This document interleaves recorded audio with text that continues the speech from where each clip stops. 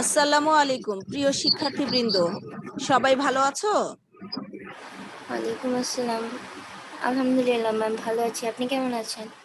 আলহামদুলিল্লাহ, আমিও ভালো আছি। এখন আমাদের মার্কেটিং ফার্স্ট পার্ট ক্লাস। বন্ধের আগে আমরা কতটুকু পড়েছিলাম মনে আছে? বন্ধের আগে আমরা 5.18 কমপ্লিট করেছি, ঠিক আছে? জি ম্যাম।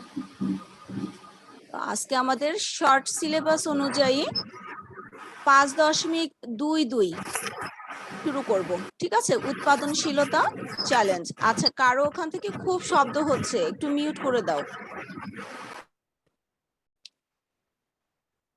শর্ট সিলেবাস অনুযায়ী আজকে আমরা 5.22 পড়ব, উৎপাদনশীলতার চ্যালেঞ্জ। এখন উৎপাদনশীলতা চ্যালেঞ্জ পড়ার আগে আমাদের জানতে হবে উৎপাদনশীলতা কি, ঠিক আছে? উৎপাদনশীলতা কি বা উৎপাদনশীলতা বলতে কি বোঝায় এই সম্পর্কে জানার জন্য আমাদের 5.19 এটা একটু পড়তে হবে। সবাই বইয়ের 5.19 ওখানে চলে যাও, দেখো উৎপাদনশীলতার ধারণা। পেয়েছো সবাই? জি ম্যাম। আচ্ছা, উৎপাদনশীলতার ইংরেজি হচ্ছে প্রোডাক্টিভিটি। প্রথমে একটি গল্প দেওয়া আছে, দেখো যে বাংলাদেশের পেশাজীবী যে সকল গোষ্ঠী পরিলক্ষিত হয় তাদের মধ্যে তাঁতি অন্যতম। এরা মেটে তাঁত দিয়ে সেকেলে পদ্ধতিতে পুরুষের জন্য লুঙ্গি অথবা মেয়েদের জন্য শাড়ি তৈরি করে। এভাবে প্রতিদিন গড়ে 2 থেকে 3টি লুঙ্গি বা 1 থেকে 2টি শাড়ি তৈরি করা সম্ভব। অন্যদিকে আধুনিক মেশিনের সাহায্যে প্রতিদিন কয়েক শত লুঙ্গি বা শাড়ি তৈরি করা সম্ভব। এখন বিষয়টি হলো, গতানুগতিক পদ্ধতির উৎপাদনশীলতা বেশি নাকি আধুনিক পদ্ধতির উৎপাদনশীলতা বেশি? উত্তরে নিশ্চয়ই বলবে আধুনিক পদ্ধতির উৎপাদনশীলতা বেশি। তাহলে উৎপাদনশীলতা কি? উৎপাদনশীলতা হলো কোনো পণ্য উৎপাদনে প্রয়োগকৃত কাঁচামাল অথবা শ্রম অথবা সময় এর আলোকে উৎপাদিত পণ্যের অনুপাত। এখানে সময় বিবেচনায় দিনে 2-1টি লুঙ্গি অথবা শাড়ি উৎপাদিত হলেও আধুনিক মেশিনের ফলে কয়েক শত লুঙ্গি অথবা শাড়ি উৎপাদন হয়, তাই আধুনিক মেশিনের উৎপাদনশীলতা বেশি। ধনতান্ত্রিক, সমাজতান্ত্রিক, সাম্যবাদী, মিশ্র ইত্যাদি সকল ধরনের অর্থ ব্যবস্থায়, আচ্ছা 1 মিনিট, 2 জন ওয়েটিং এ আছে। জেফরিন,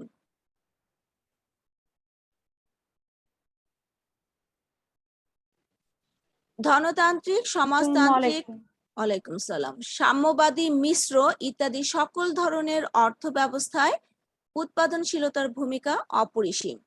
1776 সালে অর্থনীতিবিদ কুইয়েন স্নি যখন উৎপাদনশীলতা শব্দটি সর্বপ্রথম ব্যবহার করেন তখন এর অর্থ ছিল অত্যন্ত সীমিত, কিন্তু দ্বিতীয় বিশ্বযুদ্ধের পর তা ব্যাপক অর্থে ব্যবহৃত হতে থাকে। সাধারণ অর্থে বলা যায় উৎপাদিত পণ্য এবং উৎপাদনে ব্যবহৃত উপাদান এর অনুপাতই হলো উৎপাদনশীলতা। উৎপাদনশীলতার সংজ্ঞা আমরা পেয়ে গেলাম। দেখো আমি যে লাইনগুলো আন্ডারলাইন করেছি একটু দেখে দেখে দাগিয়ে নিবে।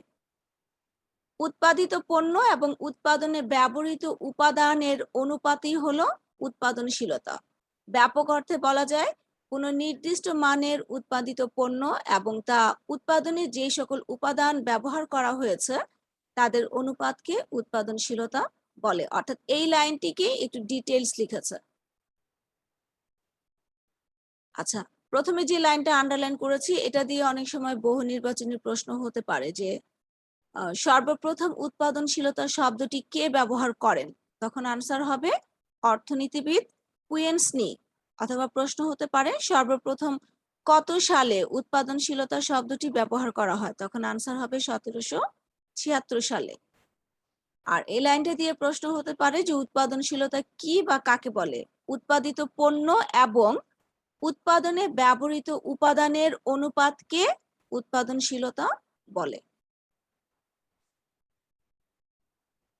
উৎপাদনশীলতা সম্পর্কে আন্তর্জাতিক শ্রম সংস্থা ILO, ইন্টারন্যাশনাল লেবার অর্গানাইজেশন, বলেছে কোন দল, সমাজ বা দেশে প্রাপ্ত দ্রব্য এবং সেবার সাথে কার্যকর সম্পদের অনুপাত হলো উৎপাদনশীলতা। এই সম্পর্কে জন ডব্লিউ কেউড্রিক এর মতামত হলো একটি সংগঠনের সম্পদ ব্যবহার করে যে পণ্য এবং সেবা উৎপাদন স্তর অর্জিত হয় তাকে উৎপাদনশীলতা বলে। উৎপাদনশীলতার অনেকগুলো সংজ্ঞা আমরা পেলাম, যার কাছে যেটি সহজ মনে হয় শিখবে। উৎপাদনশীলতাকে নিম্নোক্ত সমীকরণের মাধ্যমে প্রকাশ করা যায়। উৎপাদনশীলতা ইকুয়াল টু উৎপাদিত পণ্য ডিভাইডেড বাই উৎপাদনে ব্যবহৃত উপাদান। উৎপাদিত পণ্যকে ইংরেজিতে বলা হয় আউটপুট, আর উৎপাদনে ব্যবহৃত উপাদানকে বলা হয় ইনপুট। ঠিক আছে? উৎপাদিত পণ্যকে যখন আমরা উৎপাদনে ব্যবহৃত উপাদান দিয়ে ভাগ করব তখনই আমরা উৎপাদনশীলতা পেয়ে যাব।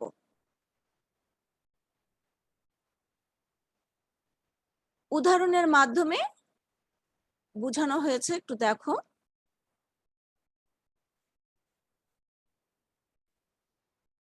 ধরা যাক কোন শ্রমিক 100 একক কাঁচামালে 10 একক চূড়ান্ত পণ্য তৈরি করে, অর্থাৎ 100 একক কাঁচামাল দিয়ে সে 10 একক চূড়ান্ত পণ্য তৈরি করে।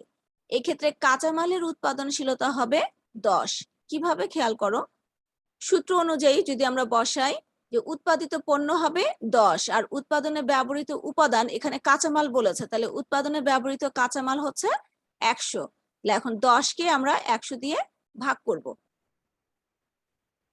0.10 হয় আমরা দশমিকে প্রকাশ করব অথবা অনুপাতে যখন প্রকাশ করব 10 দিয়ে তুমি দুইটাকে ভাগ করো। দেখো উপরে হবে 10 দিয়ে ভাগ করলে 1 আর নিচে হবে 10, অর্থাৎ 1/10। যখন আমরা অনুপাতে প্রকাশ করি তখন হর চলে আসে সামনে আর লব চলে আসে পরে, এই কারণে এখানে 10:1 দেখিয়েছে। এটা কি ক্লিয়ার হয়েছে সবার কাছে? উৎপাদনশীলতা 10:1 কিভাবে এসছে? মেয়েরা রেসপন্স করো। জি ম্যাম। আচ্ছা, আবার 20 টাকা মূল্যের একটি পণ্য উৎপাদন করতে উন্নত মানের 10 টাকার কাঁচামাল প্রয়োজন হয়। আবার উক্ত পণ্যটি তৈরি করতে অপেক্ষাকৃত কম মানের 12 টাকার কাঁচামাল প্রয়োজন। এরূপ অবস্থায় উৎপাদনশীলতা হবে, দেখো উৎপাদনশীলতা উৎপাদিত পণ্যের পরিমাণ অথবা মূল্য, প্রশ্নে যেটা দেওয়া থাকবে সেটা লিখে তোমাকে বের করতে হবে। এখানে পরিমাণ অথবা মূল্য দেওয়া আছে, উৎপাদনে ব্যবহৃত উপাদানের পরিমাণ বা মূল্য। এখানে উন্নত কাঁচামালের উৎপাদনশীলতা হবে 20/10। যে উন্নত কাঁচামাল, দেখো যে 20 টাকা মূল্যের একটি পণ্য উৎপাদন করতে উন্নত মানের 10 টাকার কাঁচামাল প্রয়োজন হয়, তাহলে উৎপাদিত পণ্যের মূল্য হচ্ছে 20 টাকা মূল্যের, আর উৎপাদনে ব্যবহৃত উপাদানের মূল্য হচ্ছে 10 বা 2। ঠিক আছে? এবং অপেক্ষাকৃত কম মানের কাঁচামালের উৎপাদনশীলতা হবে, এই সূত্র অনুযায়ী মান বসিয়েছে 20, যে 20 টাকা মূল্যের পণ্য উৎপাদন করতে অপেক্ষাকৃত কম মানের 12 টাকার কাঁচামাল প্রয়োজন, এই কারণে নিচে হয়েছে 12, ভাগ করলে 1.67। উৎপাদনশীলতা বিভিন্ন বিষয়ের উপর নির্ভর করে। এই সকল উপাদানের কাম্য উপস্থিতিতে উৎপাদনশীলতা বৃদ্ধি পায়, অন্যথায় হ্রাস পায়। পরিশেষে বলা যায় নির্দিষ্ট পরিমাণ সম্পদ ব্যয় করে বা কাজে লাগিয়ে যে পরিমাণ ফলাফল অর্জিত হয় তার অনুপাতকে উৎপাদনশীলতা বলে। এই উৎপাদনশীলতার বিষয়টিকে বিভিন্নভাবে বিবেচনা করা সম্ভব।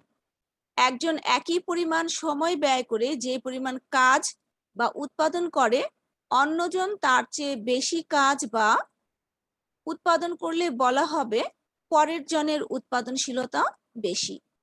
উৎপাদনের বিভিন্ন উপাদান এবং তার কার্যকারিতা বিবেচনায় নিয়ে এর পরিমাপ করা সম্ভব। বাংলাদেশের গার্মেন্টস শ্রমিকদের উৎপাদনশীলতা চীন ও ভিয়েতনামের শ্রমিকদের অপেক্ষা কম। উৎপাদনশীলতা বাড়লে প্রতিষ্ঠান, মালিক, শ্রমিক, দেশ সবাই উপকৃত হয়ে থাকে। উৎপাদনশীলতা বৃদ্ধির উপায় হলো, খেয়াল করো আমি ব্র্যাকেটের ভিতরে রেখেছি, অনেক সময় 2 মার্কসের কোশ্চেন হতে পারে যে উৎপাদনশীলতা বৃদ্ধির উপায়গুলো উল্লেখ করো।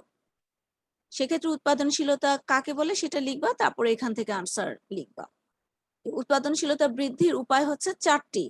প্রথম উপায়, ইনপুটের পরিমাণ ঠিক রেখে আউটপুট বৃদ্ধি করা, অর্থাৎ উৎপাদনে ব্যবহৃত উপাদানের পরিমাণ ঠিক রেখে উৎপাদিত পণ্যের পরিমাণ বা উৎপাদনের পরিমাণ বৃদ্ধি করা। আউটপুট ঠিক রেখে ইনপুট কমানো, আউটপুট বৃদ্ধি এবং ইনপুট হ্রাস, ইনপুট বৃদ্ধির তুলনায় আউটপুটের অধিক বৃদ্ধি। ঠিক আছে, মনে থাকবে? প্রথমটা বলেছে ইনপুটের পরিমাণ ঠিক রেখে আউটপুট বৃদ্ধি, আউটপুট ঠিক রেখে ইনপুট কমানো, অর্থাৎ আমার উৎপাদনের পরিমাণ ঠিক রেখে আমি উৎপাদনে ব্যবহৃত উপাদানের পরিমাণ কমিয়ে দিব। আরেকটি বলেছে আউটপুট বৃদ্ধি ও ইনপুট হ্রাস, অর্থাৎ উৎপাদনের পরিমাণ বাড়াবো কিন্তু উৎপাদনে ব্যবহৃত উপাদানের পরিমাণ আমি কমিয়ে দিব। আর লাস্টেটি বলেছে ইনপুট বৃদ্ধির তুলনায় আউটপুটের অধিক বৃদ্ধি, অর্থাৎ উৎপাদনে ব্যবহৃত উপাদান আমি যে হারে বাড়াবো তার চেয়ে অনেক বেশি হারে আমার উৎপাদনের পরিমাণ বৃদ্ধি পাবে। ঠিক আছে, উৎপাদনশীলতা বৃদ্ধির এই 4টি উপায় শিখবে। আচ্ছা, এরপরে আমরা চলে আসছি আমাদের মূল পড়ায়, উৎপাদনশীলতা চ্যালেঞ্জ। এখন উৎপাদনশীলতা কি সবাই কি বুঝেছো? কেউ একজন বলো তো আমাকে, উৎপাদনশীলতা কাকে বলে?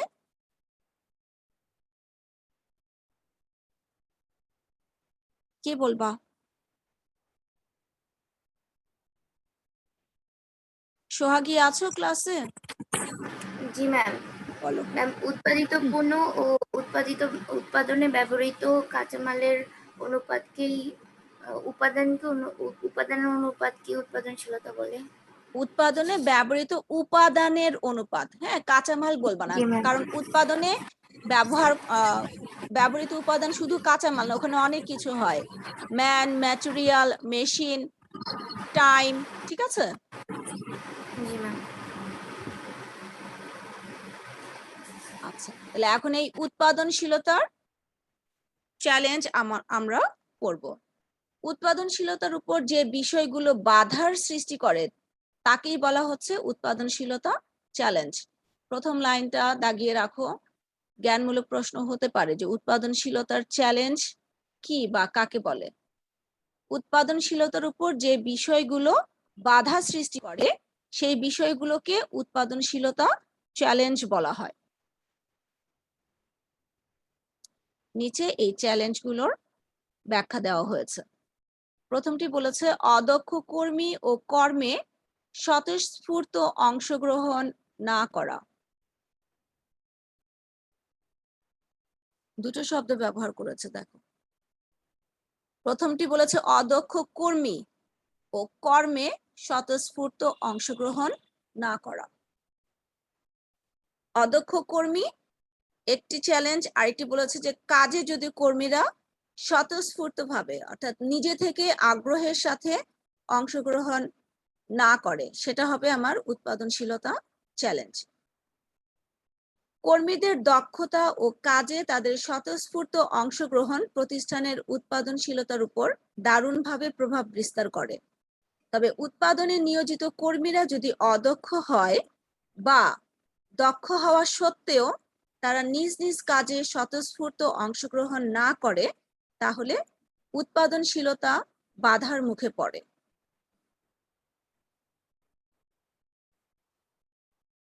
এর পরের চ্যালেঞ্জটি হচ্ছে নিম্ন মনোবল ও নিম্ন প্রেরণা। লো মোরাল অ্যান্ড লো মোটিভেশন।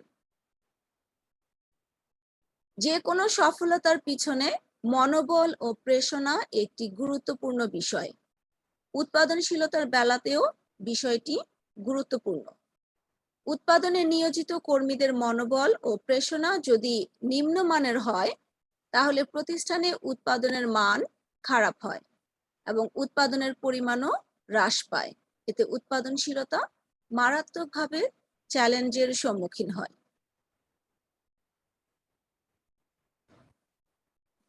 পরেরটি বলেছে অনুন্নত কারিগরি উপাদান।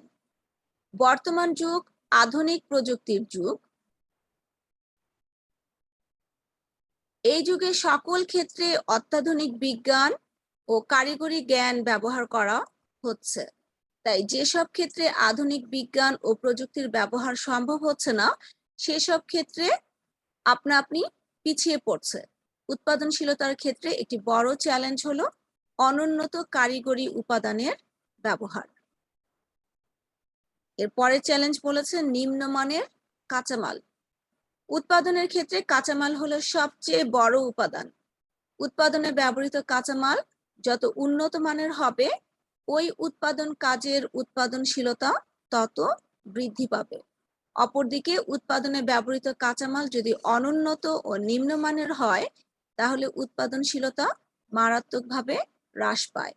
আমাদের দেশে এই বিষয়টি উৎপাদনশীলতাকে ব্যাপকভাবে ক্ষতিগ্রস্ত করছে। এরপরেরটি বলেছে অন্যান্য উপকরণের প্রভাব। কাঁচামাল ছাড়াও উৎপাদনে আরো বেশ কিছু উপাদান প্রত্যক্ষ বা পরোক্ষভাবে প্রয়োজন হয়, যেমন শ্রম, মূলধন, সংগঠন ইত্যাদি। এই উপাদানগুলো যদি যথাসময়ে কাম্য পরিমাণে পাওয়া না যায়, তাহলে উৎপাদনশীলতা ব্যাপকভাবে হ্রাস পায়। অতএব দেখা যায় উৎপাদন উপকরণের অভাব উৎপাদনশীলতাকে চ্যালেঞ্জ ছুড়ে দেয়। উৎপাদনশীলতার আরেকটি চ্যালেঞ্জ হচ্ছে প্রতিকূল প্রাকৃতিক ও অপ্রাকৃতিক পরিবেশ। উৎপাদনশীলতার উপর পরিবেশের প্রভাব মারাত্মক। প্রাকৃতিক পরিবেশ যেমন ভূমির গঠন, জলবায়ু, নদ নদীর অবস্থান, পাহাড় পর্বত ইত্যাদি যদি উৎপাদনের প্রতিকূলে থাকে, তাহলে উৎপাদনশীলতা একদিকে যেমন চ্যালেঞ্জের মুখে পড়ে, অন্যদিকে অপ্রাকৃতিক উপাদান যেমন ধর্ম, সমাজ ব্যবস্থা, কৃষ্টি, সংস্কৃতি, রাজনৈতিক অবস্থা ইত্যাদিও যদি উৎপাদনের প্রতিকূলে থাকে, তাহলেও সেক্ষেত্রে উৎপাদনশীলতা চ্যালেঞ্জের মুখে পড়বে। আর তোমাদের পাঠ্য বই অনুযায়ী উৎপাদনশীলতার লাস্ট চ্যালেঞ্জটি হচ্ছে প্রতিকূল সরকারি বিধিবিধান। যে কোনো দেশের উৎপাদনশীলতার উপর সেই দেশের সরকারের গৃহীত বিধিবিধান গুরুত্বপূর্ণ ভূমিকা রাখে।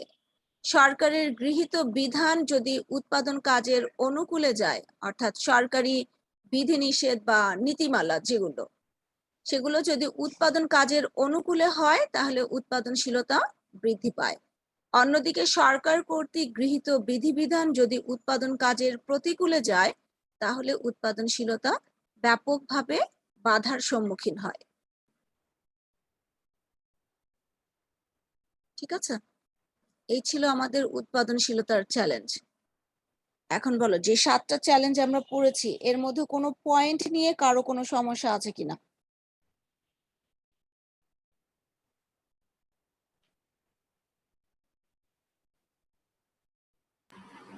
না ম্যাম। আচ্ছা, ম্যাম যদি শুনতে পাচ্ছি? হ্যাঁ, সরি, ম্যাম জিজ্ঞেস করলাম শুনতে পাচ্ছেন কিনা। আমি জিজ্ঞেস করেছি যে 7টা পয়েন্ট আমরা পড়লাম উৎপাদনশীলতা চ্যালেঞ্জ, এই পয়েন্টগুলোর মধ্যে কোনো পয়েন্টে কারো সমস্যা আছে কিনা, থাকলে আমাকে বলো।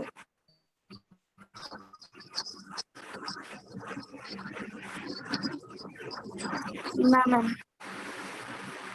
আচ্ছা, যদি না থাকে তাহলে সমস্যা এই নেই। এই চ্যাপ্টার শেষে যে অনুধাবনের প্রশ্ন আছে ওখানে যাও।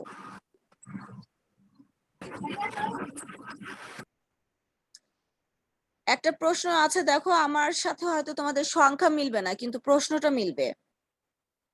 আমার এখানে 6 নম্বর প্রশ্ন দেওয়া আছে যে উৎপাদনশীলতার হ্রাস প্রতিষ্ঠানের জন্য চ্যালেঞ্জ সৃষ্টি করে, ব্যাখ্যা করো।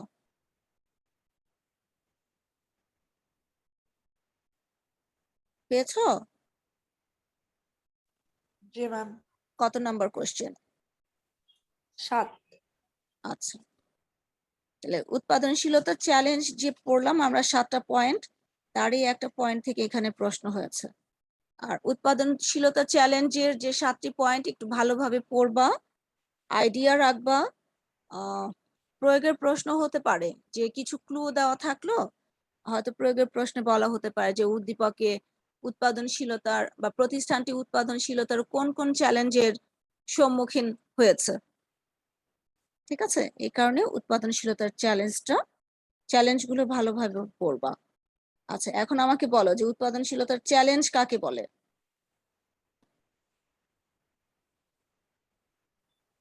উৎপাদনশীলতার উপর যে বিষয়গুলো বাধার সৃষ্টি করে তাকে উৎপাদনশীলতা চ্যালেঞ্জ বলে। Very good. উৎপাদনশীলতার ক্ষেত্রে কি কি চ্যালেঞ্জ দেখা যায়?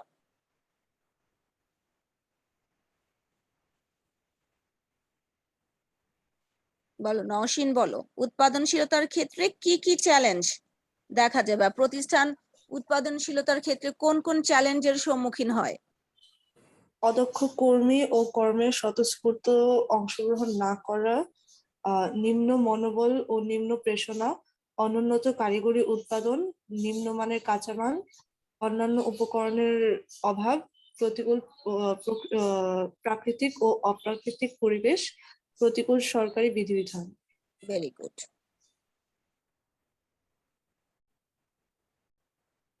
আচ্ছা, আমাদের হাতে যেহেতু সময় আছে, আমরা 5.23 শুরু করি। মানসম্পন্ন দ্রব্য উৎপাদন, প্রোডাকশন অফ স্ট্যান্ডার্ড প্রোডাক্ট। মানসম্পন্ন দ্রব্য, স্ট্যান্ডার্ড প্রোডাক্ট। প্রথমে একটি গল্প দিয়েছে, দেখো যে তোমরা দুই বন্ধু কলেজ ছুটি হলে প্রায় হাঁটতে হাঁটতে বাড়ি ফেরো। হাঁটা পথে রাস্তায় অনেক প্রকার পণ্যের ভিড়ে তোমার বন্ধু ও তুমি মিলে দুটি রঙিন শার্ট কিনলে। কয়দিন পর শার্ট দুটি ধোয়ার পর দেখা গেল রং উঠে সাদা হয়ে গেছে। এক্ষেত্রে তোমাদের অনুভূতি কি হবে? আর যাই হোক, নিশ্চয়ই ওই দোকানে তোমরা আর যাবে না।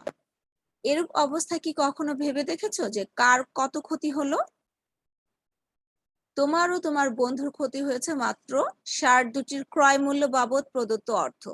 অন্যদিকে অসৎ ওই বিক্রেতার ক্ষতি হয়েছে অনেক বেশি। যেমন ওই অসৎ বিক্রেতা তোমাদের মতো দুজন ক্রেতাকে চিরদিনের জন্য হারালো। আবার তোমাদের অভিজ্ঞতা জানার পর তোমাদের অন্যান্য বন্ধু বান্ধব ও আত্মীয় স্বজনও ওই দোকানে আর যাবে না। ফলে ব্যবসার সবচেয়ে বড় লক্ষ্মী ক্রেতা হারাবে ওই অসৎ ব্যবসায়ী, যার আর্থিক মূল্য অসীম, এবং ব্যবসায়িক সুনামের যে ক্ষতি হয়েছে তা অপূরণীয়। জেফরিন বারবার চলে যাচ্ছে কেন?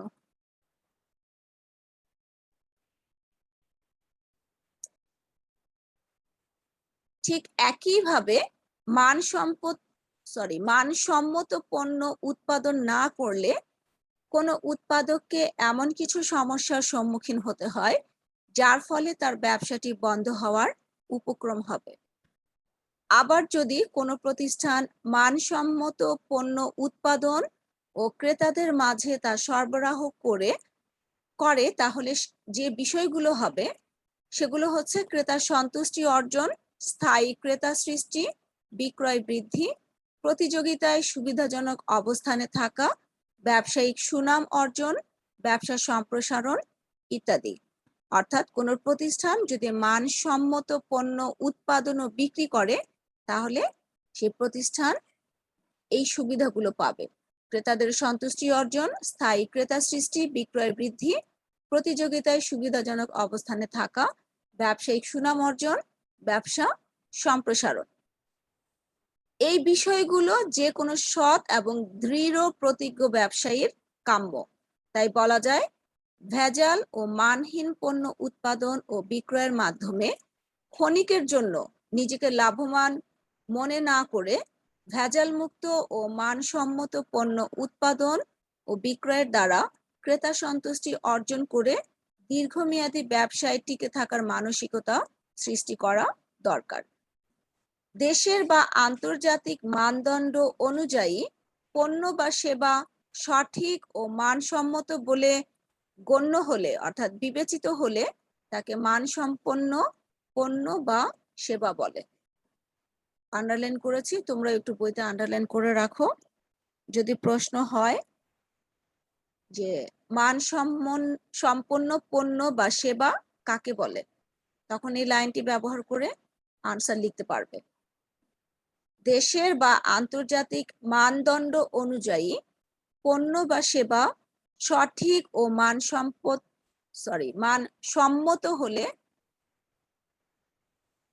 মানসম্মত বলে গণ্য হলে তাকে মানসম্পন্ন পণ্য বা সেবা বলে। ঠিক আছে, দাগিয়েছো? এই সংজ্ঞাটি কি সবাই বুঝতে পেরেছো? মানসম্পন্ন পণ্য কাকে বলে?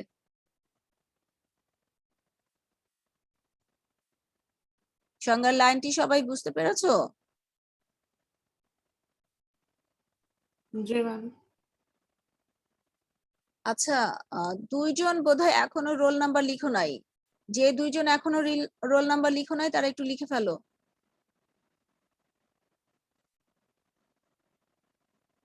পরে যারা জয়েন করেছো তাদের মধ্যে মনে হয় দুইজন লিখো নাই, একটু লিখে ফেলো।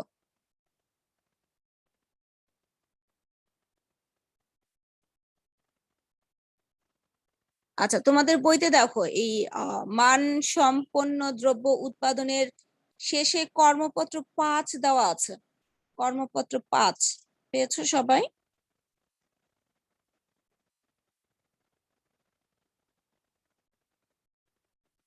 মেয়েরা একটু রেসপন্স করো। জি ম্যাম। এটা একটু পড়ে দেখো, মনে মনে সবাই একটু পড়ে দেখো।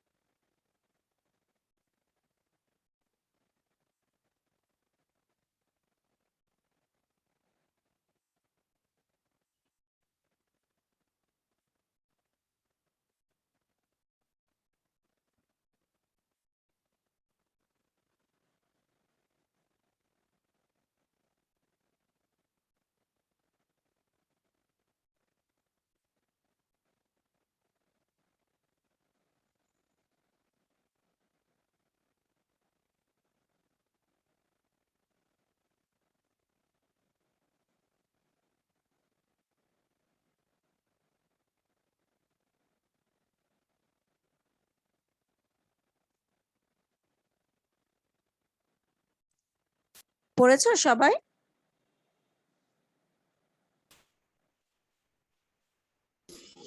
জি ম্যাম। আচ্ছা, কর্মপত্রের পরে একটি কোশ্চেন দিয়েছে, দেখো যে বিশ্বাস মিষ্টান্ন ভান্ডারের ক্ষেত্রে মানসম্মত মিষ্টি কি কি গুরুত্ব বহন করে?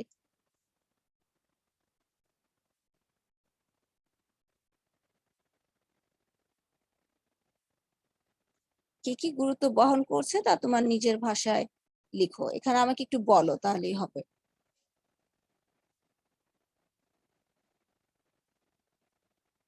বিশ্বাস মিষ্টান্ন ভান্ডার অর্থাৎ প্রতিষ্ঠানের নাম, তাই তো? এই প্রতিষ্ঠানের ক্ষেত্রে মানসম্মত মিষ্টি কি কি গুরুত্ব বহন করছে?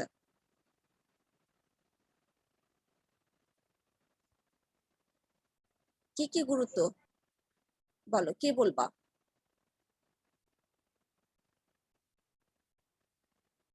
নওশীন বলো।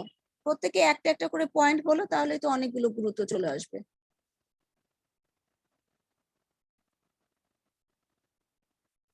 কিছু মনে হচ্ছে না?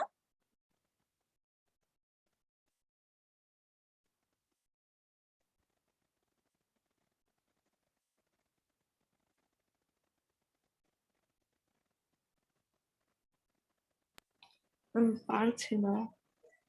অবশ্যই পারবা, তুমি গল্পটা আরেকবার পড়ো। Okay ma'am.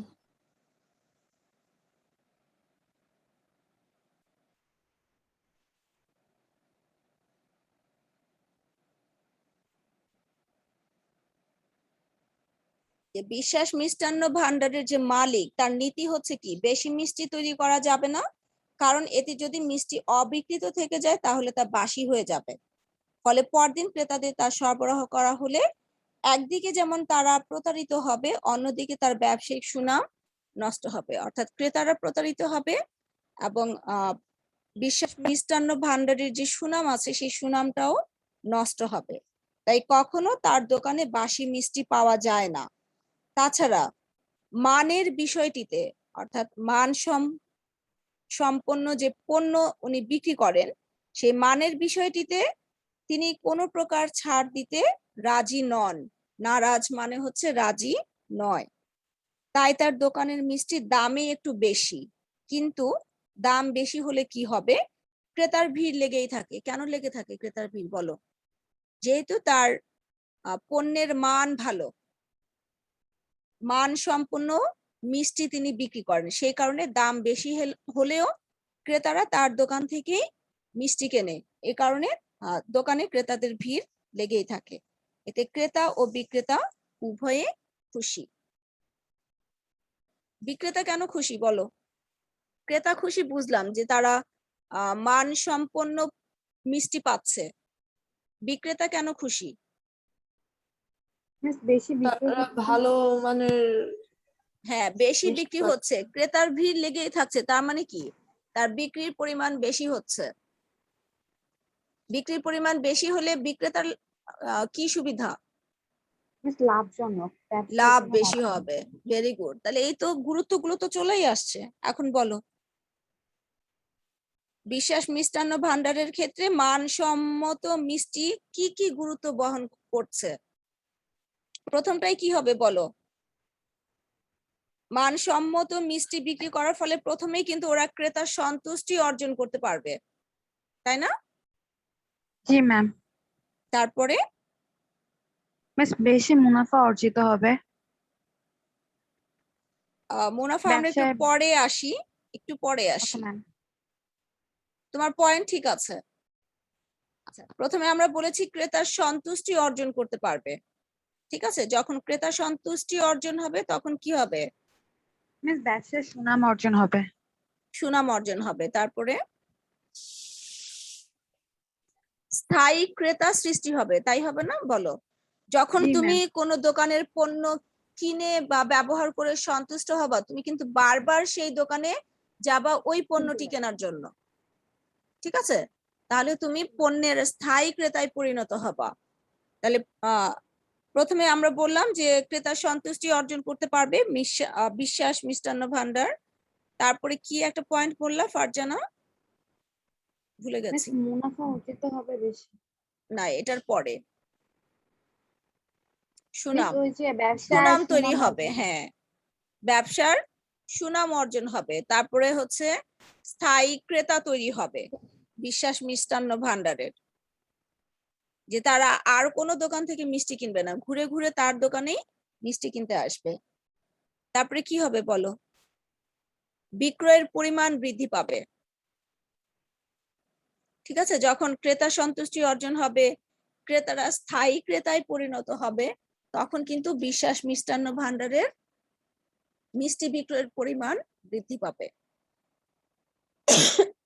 সরি।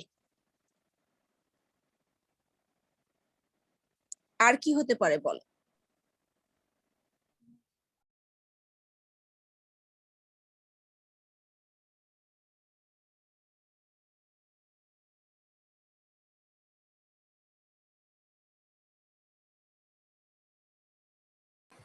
ম্যাম বিজনেসের পরিধি বাড়বে। কিভাবে? আচ্ছা, তারপরে হচ্ছে যে ফারজানা যে পয়েন্টটা বলেছিল যে মুনাফা অর্জিত হবে। হ্যাঁ, মুনাফা অর্জিত হলে ব্যবসার পরিধি বাড়বে, অর্থাৎ সে তার ব্যবসা সম্প্রসারণ করতে পারবে। Very good. তাহলে সম্মত পণ্য কাকে বলে, এই কোশ্চেনটা পড়বা, যে একদম লাস্ট লাইনটা আমরা দাগিয়েছি। আরেকটা কোশ্চেন একটু খাতায় লিখে নাও, এটা বইতে নাই।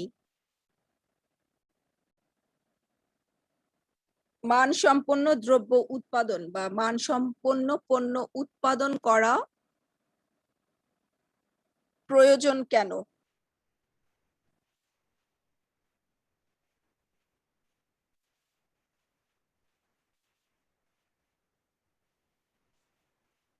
মানসম্পন্ন পণ্য উৎপাদন করা প্রয়োজন কেন?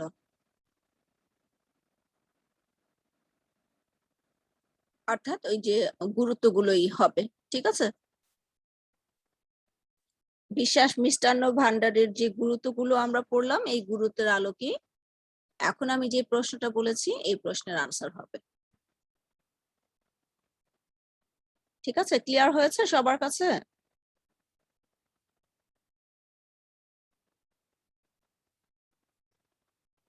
মেয়েরা একটু রেসপন্স করো। প্রশ্নটা লিখেছো সবাই? জি ম্যাম। আচ্ছা, একজন আমাকে বলো আজকে আমরা কি কি পড়েছি?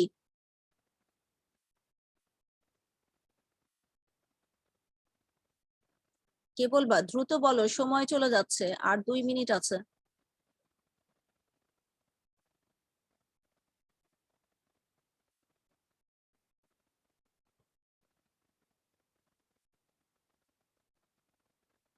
জেফরিন, সাদিয়া, মমো, বলো আজকে আমরা কি পড়েছি?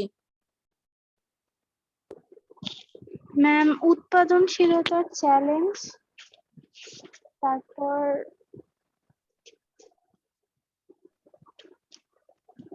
উৎপাদনশীলতার চ্যালেঞ্জ পড়ার আগে তো আমরা উৎপাদনশীলতার ধারণা পড়েছি। উৎপাদনশীলতার ধারণা, উৎপাদনশীলতার চ্যালেঞ্জ, আর মানসম্মত দ্রব্য উৎপাদন। হ্যাঁ, ঠিক আছে। উৎপাদনশীলতার ধারণা, উৎপাদনশীলতার চ্যালেঞ্জ, আর মানসম্পন্ন দ্রব্য বা পণ্য উৎপাদন। এবং আমরা অনুধাবনের 7 নম্বর প্রশ্ন দাগিয়েছি। প্রশ্নটা কি ছিল কে বলতে পারবে? 7 নম্বর প্রশ্ন অনুধাবনের।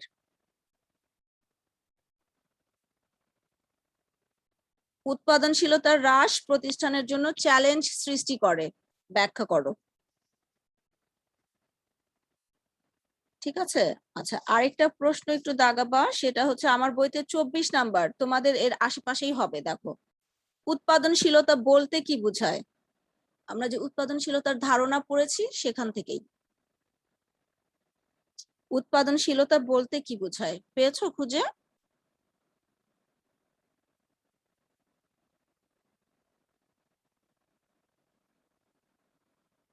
নওশিন, রেসপন্স করো। No ma'am. একটু দেখো, শেষের দিকে পাবা, আমার বইতে 24 নাম্বার।